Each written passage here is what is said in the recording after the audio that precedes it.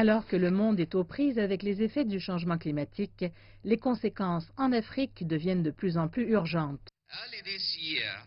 Au début de cette année, les cyclones tropicaux Idai et Kenneth ont touché 5 pays africains, le Mozambique, le Malawi, la Tanzanie, le Zimbabwe et les Comores, les 2 ouragans frappant en l'espace d'1 mois, ce qui a causé la mort de plus de 1000 personnes, 100 milliards de dollars de dommages, et il faudra peut-être au moins 2 milliards de dollars de plus pour assurer un rétablissement, alors que des efforts de réhabilitation sont nécessaires.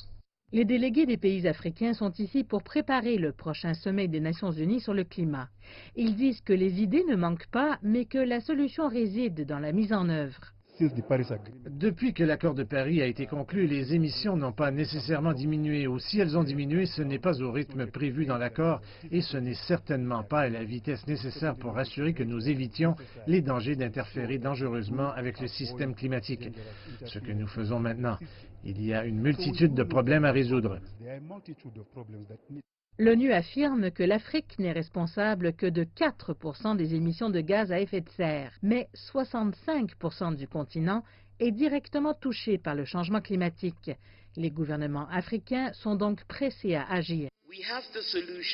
Nous avons les solutions au changement climatique et nous n'avons besoin que de la volonté politique pour y arriver. Ensuite, l'intrigante question qui survit aussitôt est la suivante.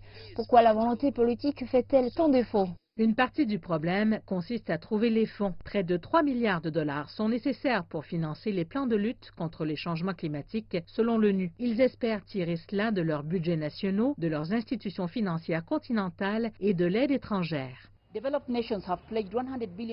Les pays développés se sont engagés à fournir 100 milliards de dollars par année pour aider les pays en développement à faire face aux problèmes environnementaux.